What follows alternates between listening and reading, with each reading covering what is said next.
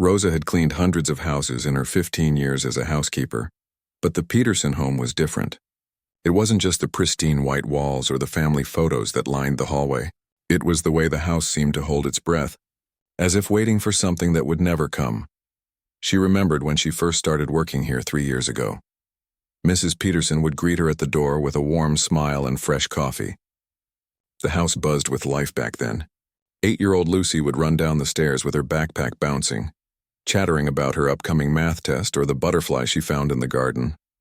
5-year-old Ben would peek around the corner, still in his pajamas, offering Rosa one of his toy cars to keep while she worked. Mr. Peterson would kiss his wife goodbye at the kitchen counter, grab his coffee mug that said, "World's Best Dad," and rush out the door to his job at the local hospital where he worked as an administrator.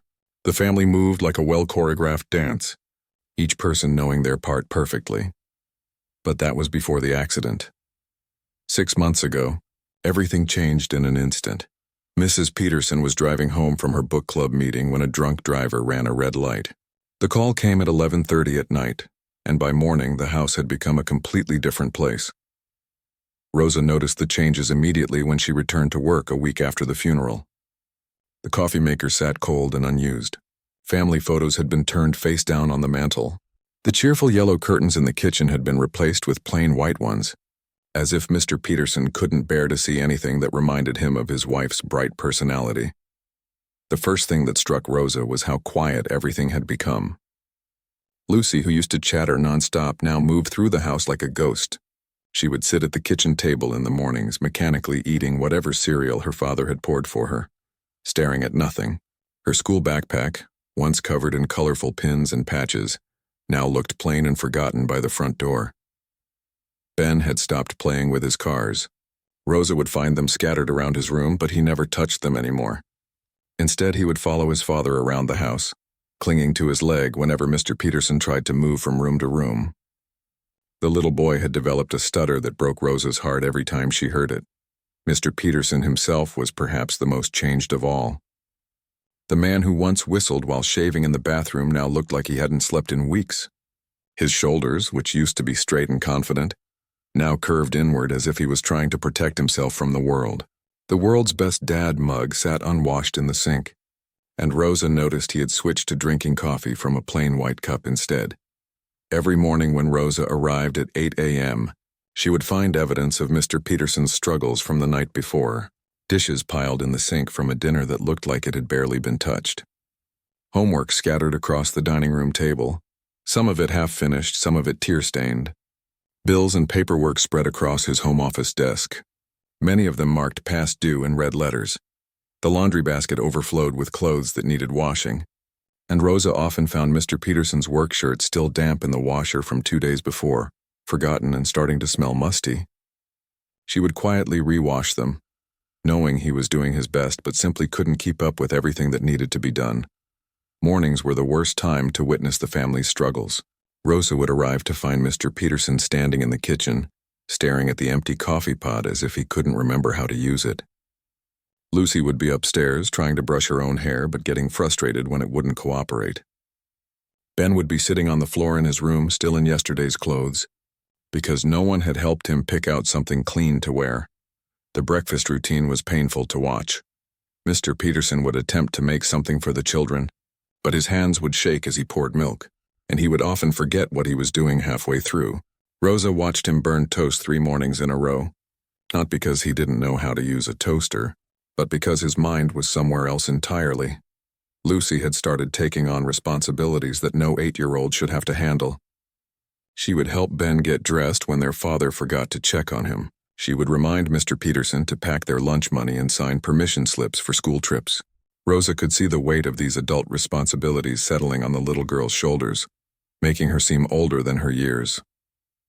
The house itself seemed to reflect the family's grief. Dust gathered on surfaces that Mrs. Peterson used to keep spotless. The garden that she had lovingly tended was now overgrown with weeds. Even the goldfish in Lucy's room looked sad, swimming slowly in a tank that needed cleaning. Rosa found herself working more carefully around the family's pain. She would arrive earlier than necessary and stay later than required, not because she was asked to, but because she could see how much they were struggling. She would quietly fold the laundry that had been forgotten in the dryer for 3 days. She would water the dying plants on the windowsill. She would organize the scattered bills on Mr. Peterson's desk, hoping it might help him feel less overwhelmed. But Rosa knew that cleaning and organizing could only do so much. The real problem wasn't the dirty dishes or the unmade beds. The real problem was that this family was drowning in grief and responsibility, and Mr. Peterson was trying to be both mother and father to his children while dealing with his own broken heart. She would watch him at night sometimes, when she stayed late to finish extra tasks. He would sit at the kitchen table after the children went to bed, his head in his hands surrounded by bills and school papers and medical forms that needed to be filled out. The man who used to be so confident and in control now looked lost and overwhelmed by the simple tasks of daily life.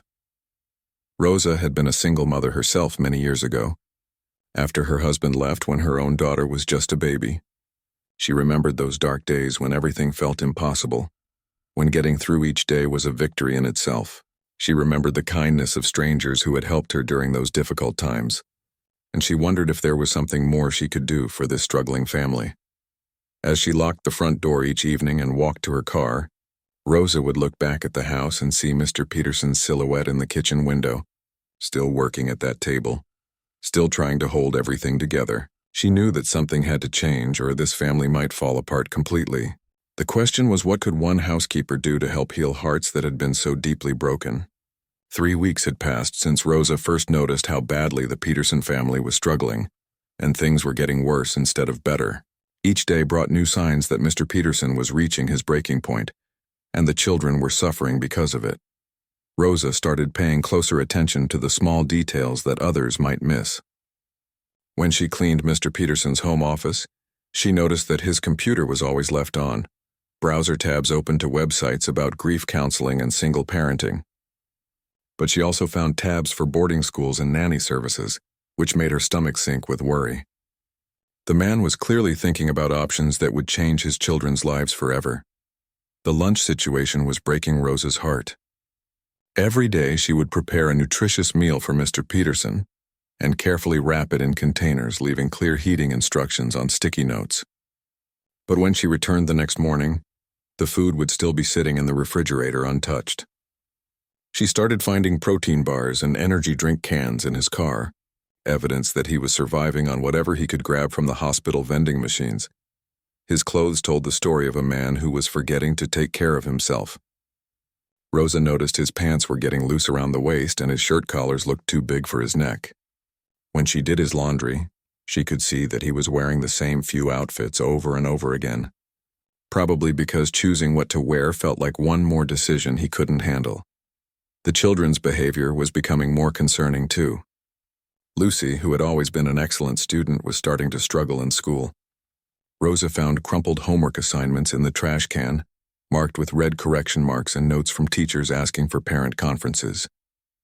The little girl was trying so hard to be perfect, but she was only 8 years old and couldn't possibly handle everything on her own. One morning, Rosa arrived to find Lucy in the bathroom crying because she had tried to cut her own bangs and made a mess of her hair. The child had found scissors in the kitchen drawer and attempted to trim her hair because it was getting in her eyes, and no one had noticed that she needed help with it. Rosa gently fixed what she could and made a mental note to suggest that Mr. Peterson find time for a trip to the hair salon. Ben's regression was perhaps the most heartbreaking thing to witness. The 5-year-old had started having accidents during the day, something that hadn't happened since he was 3. Rosa would quietly clean up after him and put fresh clothes in his backpack, knowing that he was too embarrassed to tell his father what was happening.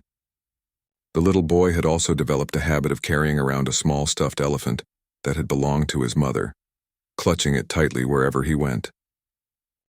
The house itself was starting to show signs of neglect that went beyond what Rosa could fix with her weekly cleaning. Light bulbs burned out and stayed that way for weeks. The garbage disposal stopped working, but Mr. Peterson never called a repair service. A window in Ben's room had a crack in it from where a baseball had hit it during a neighborhood game. But instead of fixing it, someone had just put tape over the crack. Rosa discovered that important things were falling through the cracks. She found unopened mail scattered around the house, including notices from the children's school about upcoming events and parent-teacher conferences. A notice about Lucy's science fair project had been sitting unopened for 2 weeks, which meant the little girl had missed the deadline to participate in something she had been excited about. The family's social connections were disappearing too. Rosa noticed that the phone hardly ever rang anymore, and when it did, Mr. Peterson would often let it go to voicemail. She found birthday party invitations that had never been responded to, and she overheard Lucy telling a classmate that she couldn't come to a sleepover because her dad was too busy to drive her.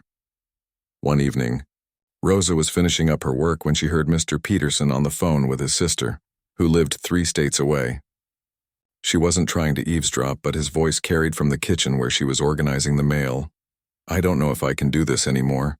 Katie," he was saying, and Rosa could hear the exhaustion in his voice. "The kids need more than I can give them. Lucy is trying to be the mother now, and Ben won't stop crying at night. Maybe they would be better off with you and Mike. At least you have a normal household." Rosa felt her heart drop as she heard him continue. "I'm failing them every single day. I burned dinner again tonight, and Lucy had to help Ben with his bath because I was dealing with work emails. This isn't fair to them. They've already lost their mother. They shouldn't have to live with a father who can't even remember to sign their permission slips." She could hear his sister's voice on the other end, though she couldn't make out the words. Whatever she was saying seemed to be trying to comfort him, but Mr. Peterson sounded unconvinced. "I know you mean well, but look at the facts," he continued. "Ben wet the bed again last night, and I didn't even have clean sheets to put on his mattress. Lucy is doing her own laundry because I can't keep up with it. I forgot to buy groceries this week, and we've been living on cereal and sandwiches. These kids deserve better than what I'm giving them." After he hung up the phone, Rosa heard him sit heavily in one of the kitchen chairs. She waited a few more minutes before quietly finishing her tasks and leaving through the back door, not wanting to interrupt what was clearly a private moment of despair. That night, Rosa couldn't sleep. She kept thinking about the conversation she had overheard and the implications of what Mr. Peterson was considering. She had seen families torn apart by tragedy before, and she knew that separating these children from their father would only add to their trauma, not heal it. She started noticing more signs of the family's isolation. The neighbors who used to wave and chat when Mrs. Peterson was alive now seemed to avoid eye contact when they saw Mr. Peterson. Rosa realized that people didn't know how to interact with a grieving widower, so they simply stayed away rather than risk saying the wrong thing. The children's friendships were suffering too. Rosa overheard Lucy on the phone, declining another invitation to play at a friend's house. When the friend asked why, Lucy said, "My dad is too tired to drive me places right now." The 8-year-old was protecting her father's reputation, but at the cost of her own social connections. Rosa also discovered that Mr. Peterson had been researching childcare services online. She found printouts of nanny agencies and daycare centers stuffed in a drawer in his office. Some of the listings were for live-in help, which told her that he was considering major changes to the family's living situation. The financial stress was becoming more apparent too. Rosa found past due notices hidden under other papers on his desk. The electricity bill, the water bill, and even the mortgage payment were behind schedule. Not because Mr. Peterson didn't have the money, but because he was so overwhelmed that he was forgetting to pay them on time. One morning, Rosa arrived to find that Ben had tried to make breakfast for himself and Lucy.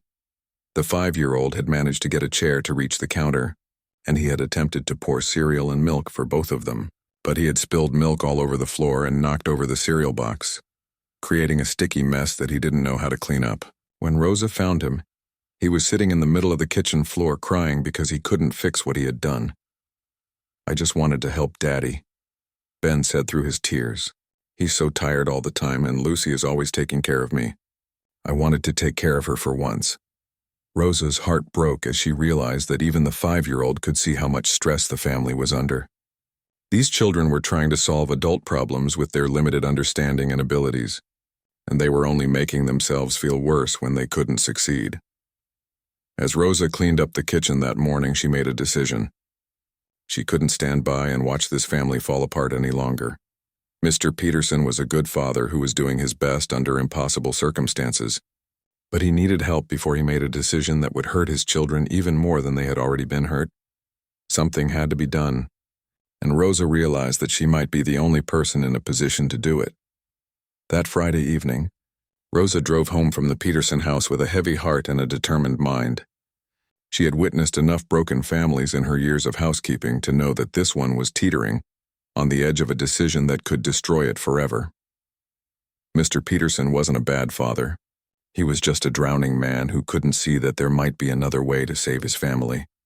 Rosa lived in a small apartment about 20 minutes away from the Peterson house. It wasn't much to look at from the outside, but she had made it cozy with plants on the windowsill and family photos on every available surface. Her own daughter, Carmen, was now 25 and lived across town with her husband and baby. But Rosa still remembered those early years when she had been a single mother, working 2 jobs and barely keeping her head above water. She made herself a cup of tea and sat at her small kitchen table, the same table where she had helped Carmen with homework all those years ago. The parallels between her past and Mr. Peterson's present were striking, but there was one crucial difference. When Rosa had been struggling, she had a network of other single mothers and kind neighbors who had stepped in to help. Mr. Peterson seemed to be facing his challenges completely alone. Rosa pulled out a notebook and began writing down everything she had observed about the Peterson family's daily routine. She listed the times when things went wrong, the moments when Mr. Peterson seemed most overwhelmed, and the areas where the children were trying to fill gaps that were too big for them to handle. The mornings were clearly the worst time of day. Mr. Peterson had to get himself ready for work while also preparing 2 children for school, making breakfast, packing lunches, and trying to remember things like permission slips and library books. By the time everyone left the house, he was already exhausted, and the day hadn't even really begun. Evenings were almost as challenging. Mr. Peterson would come home from a stressful day at the hospital to find that dinner needed to be made, homework needed to be supervised, and 2 grieving children needed attention and comfort that he was struggling to provide. By the time the children were in bed, he was faced with household tasks, bills, and planning for the next day. Rosa had an idea forming in her mind, but she knew she needed to think it through carefully. She couldn't just offer to work more hours, because Mr. Peterson was already stretching his budget to pay for her current services. She also couldn't overstep her boundaries and try to parent his children for him. What she needed was a plan that would support Mr. Peterson in being the father he wanted to be, while also addressing the practical challenges that were overwhelming him. She thought about her own experience as a single mother, and remembered the people who had made the biggest difference in her life. It wasn't the people who had tried to take over and do everything for her. It was the people who had helped her succeed at being a mother, by removing some of the smaller stresses, so she could focus on the important things. Mrs. Martinez, her neighbor back then, had offered to watch Carmen for an hour each morning so Rosa could shower and get ready for work without rushing. That small gesture had made every day start better.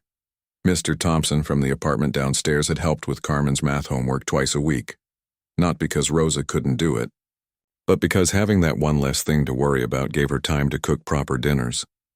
Rosa realized that Mr. Peterson didn't need someone to replace him as a parent. He needed someone to create space in his life for him to be the father he wanted to be. The question was how to offer that kind of help without making him feel like he was failing or being judged. She spent Saturday morning researching local resources that might help the family.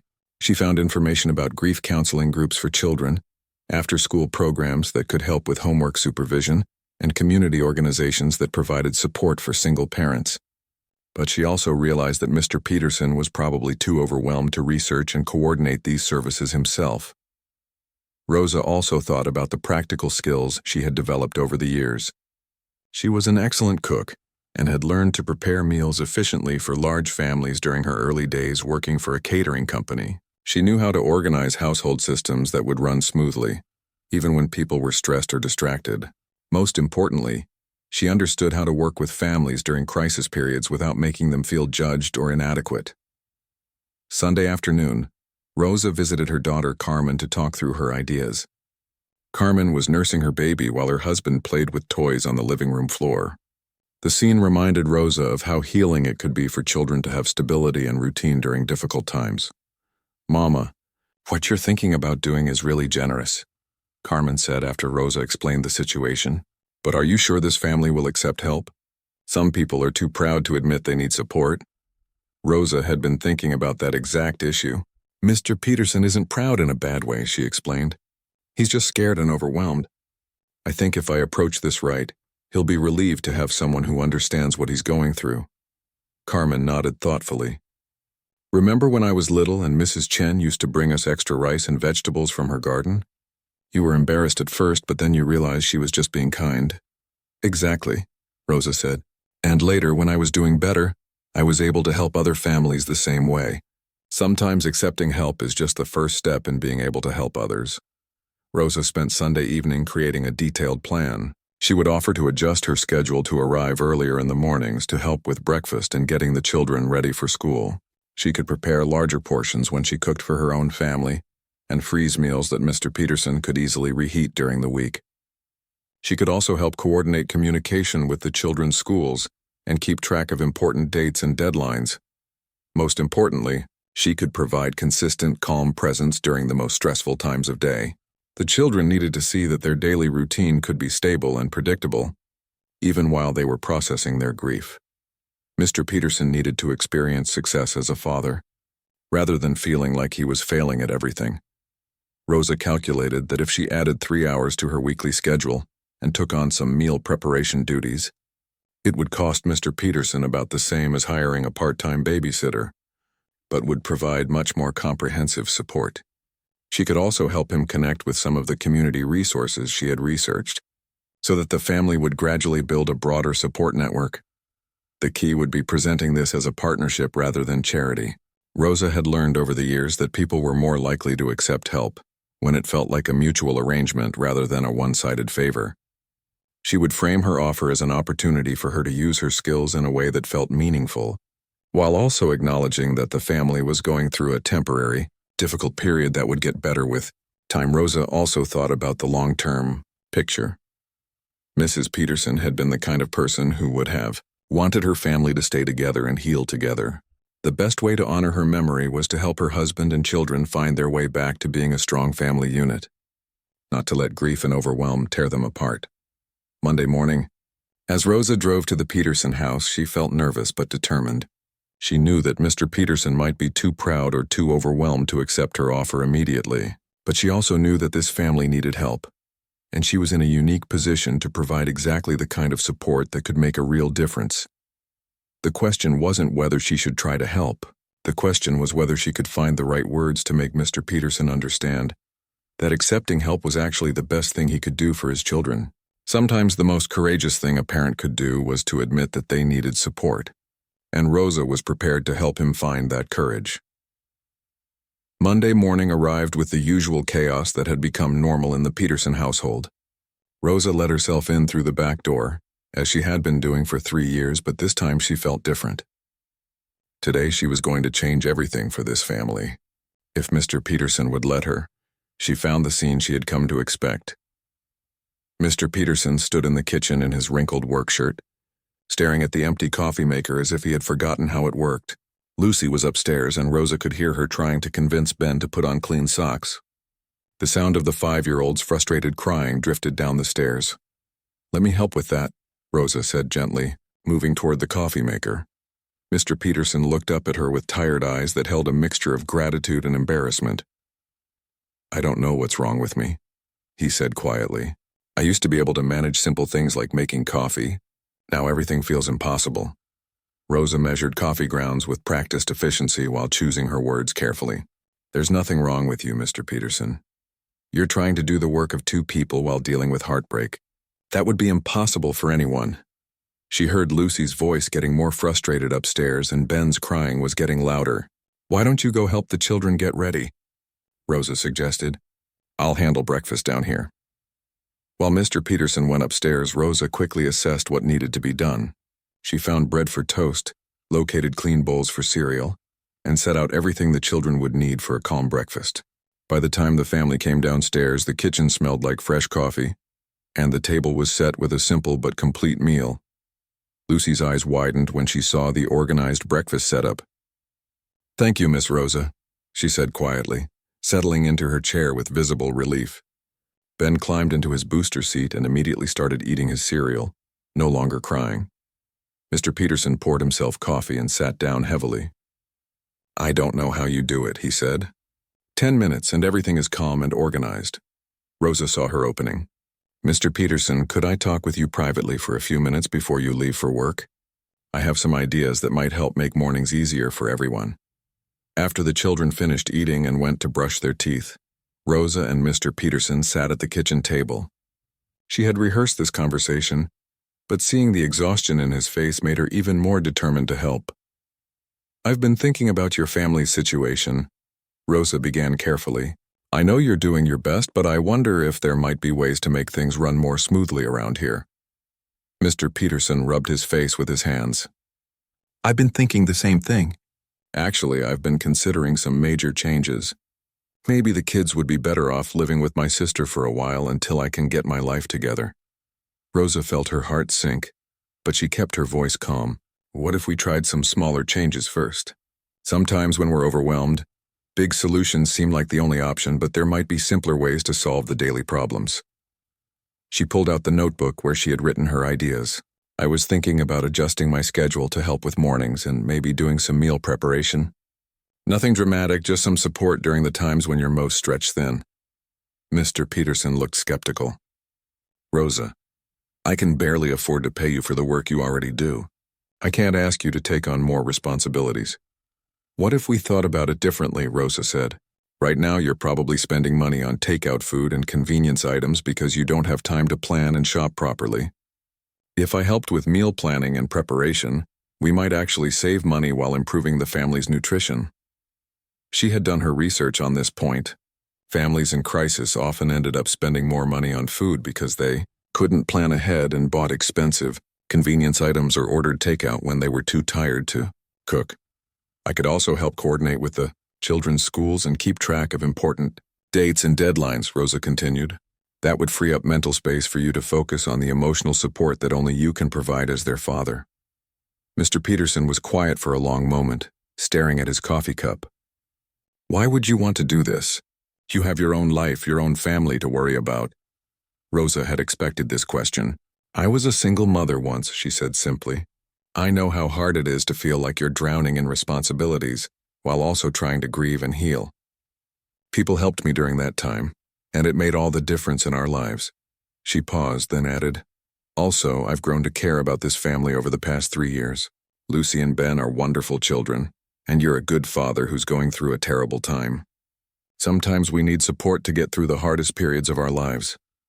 Mr. Peterson's eyes filled with tears. I feel like such a failure. My wife would be so disappointed in how I'm handling everything. I think your wife would be proud of how hard you're trying, Rosa said gently. And I think she would want you to accept help when it's offered, especially if it means keeping her children with their father. Rosa outlined her specific proposal. She would arrive at 6:30 a.m. 3 days a week to help with breakfast and getting the children ready for school. She would prepare freezer meals on weekends that could be easily reheated for family dinners. She would help organize paperwork and coordinate with the children's schools to make sure nothing important was missed. What would this cost me? Mr. Peterson asked practically. Rosa had calculated this carefully. About $50 more per week than you're paying me now. Less than you'd pay for a part-time babysitter, and much less than you'd pay for a full-time nanny or childcare service. She could see him considering the financial aspect. Think about what you spent on takeout food last week, she added, and consider how much time and stress this would save you. You could focus on your job during work hours instead of worrying about whether you remembered to sign Lucy's permission slip. Mr. Peterson was quiet for several minutes, and Rosa held her breath. Finally, he looked up at her. You really think this would help? You don't think I'm being weak by accepting this kind of support? I think the strongest thing a parent can do is make sure their children have what they need, Rosa replied. Right now, Lucy and Ben need stability and routine, and you need space to process your grief while still being present for them. This isn't about weakness. It's about being smart and accepting help when it's offered. She paused, then added, Besides, this isn't charity. I would be providing a service that has real value, and you would be paying me fairly for that service. It's a business arrangement that happens to also be an act of friendship. Mr. Peterson nodded slowly. When could we start? Tomorrow morning if you want, Rosa said. I can stop by the grocery store tonight and pick up ingredients for meals that will last the week. We can try this arrangement for a month and see how it works for everyone. As Mr. Peterson gathered his things for work, Rosa could see some of the tension leaving his shoulders. "Rosa," he said as he headed toward the door, "I don't know how to thank you." "Thank me by letting yourself be a good father instead of trying to be a perfect one," Rosa replied. "Your children need you to be present and emotionally available, more than they need you to be able to do everything perfectly." After Mr. Peterson left for work, Rosa called the children downstairs to talk with them about the new arrangement. She explained that she would be helping with mornings and meals, and asked if they had any requests for favorite foods or activities. Lucy's response broke Rosa's heart and confirmed that she was making the right decision. "Does this mean Daddy won't be so tired all the time?" the 8-year-old asked hopefully. "I think it will help," Rosa said. "Your daddy loves you very much, but he's been trying to do too many things at once. This way he can focus on being your father while I help with some of the other stuff." Ben, who had been listening quietly, suddenly hugged Rosa's legs. "I like it when you make breakfast," he said. "It tastes better and nobody cries." That afternoon, Rosa went grocery shopping with a detailed list and a sense of purpose she hadn't felt in years. She was about to become much more than a housekeeper to this family. She was about to help them heal and find their way back to being whole. 6 weeks later, Rosa arrived at the Peterson house at 6:30 a.m. to find something she hadn't seen in months. Through the kitchen window she could see Mr. Peterson sitting at the table with both children, all three of them laughing at something Ben had said. The sound of their laughter drifted through the glass, and Rosa had to pause for a moment to appreciate how much had changed. When she let herself in through the back door, Ben ran to greet her with his usual enthusiasm. Miss Rosa, look what I drew for you." He held up a crayon drawing of a house with stick figures standing in front of it. "That's you and me and Lucy and Daddy, and we're all happy." Lucy looked up from her cereal bowl with a smile that reminded Rosa of the child she had been before the accident. "Good morning, Miss Rosa. I already packed my lunch, but I left yours in the refrigerator like you showed me." The transformation in the household had been gradual but remarkable. The first week of their new arrangement had been rocky, as everyone adjusted to the new routine. Mr. Peterson had felt guilty about accepting help. The children had been hesitant to trust that things would stay better, and Rosa had needed time to learn everyone's preferences and habits. But by the second week, the morning chaos had disappeared entirely. Rosa would arrive to find clean clothes laid out for the children, coffee already brewing, and Mr. Peterson showered and dressed with time to spare. The children had learned to set their backpacks by the front door the night before, and homework was completed at the kitchen table right after school instead of being forgotten until bedtime. The meal planning system had transformed their evenings as well. Rosa would prepare large batches of child-friendly foods on weekends and package them in portions that could be quickly reheated on busy weeknights. Soups, casseroles, and pasta dishes filled the freezer, along with individually wrapped sandwiches for quick lunches.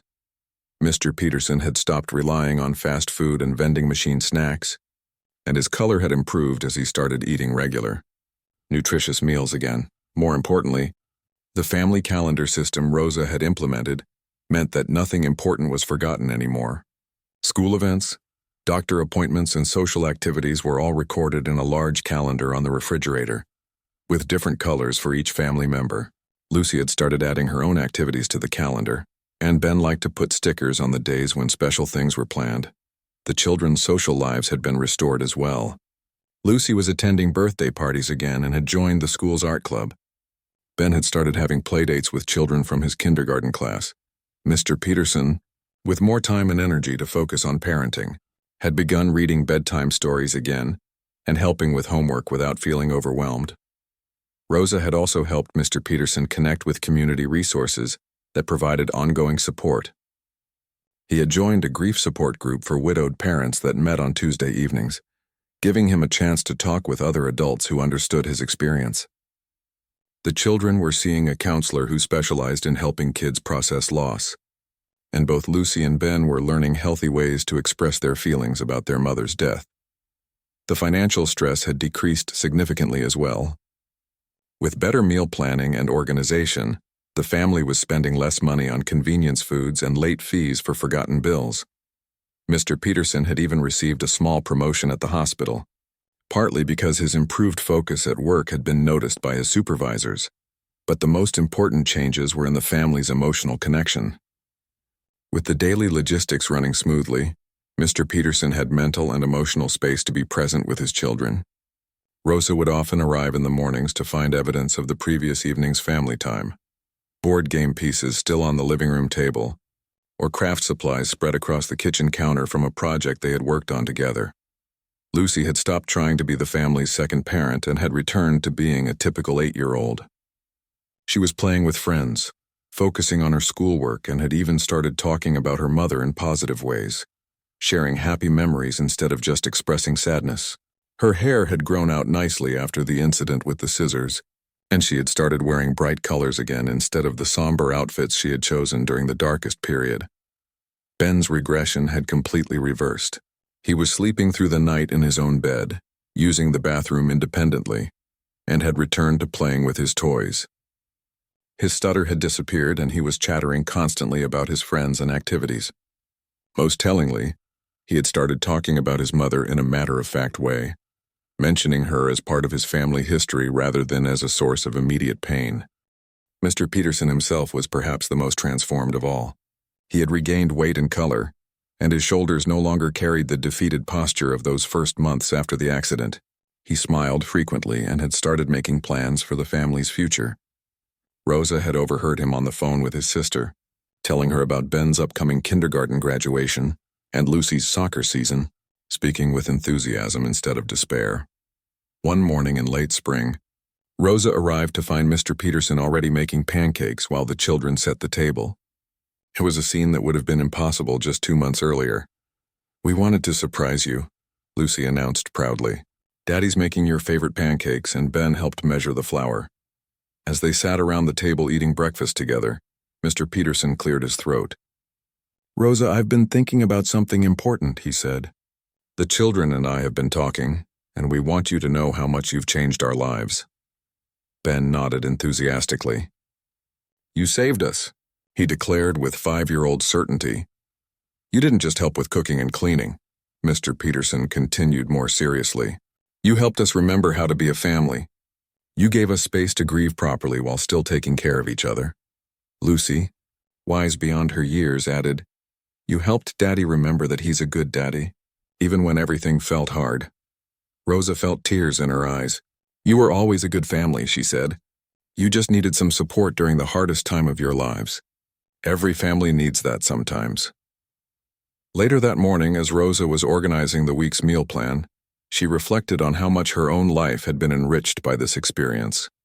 Helping the Peterson family had reminded her of her own strength and resilience during difficult times.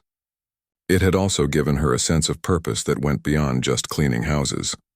The arrangement had evolved naturally into something that worked for everyone.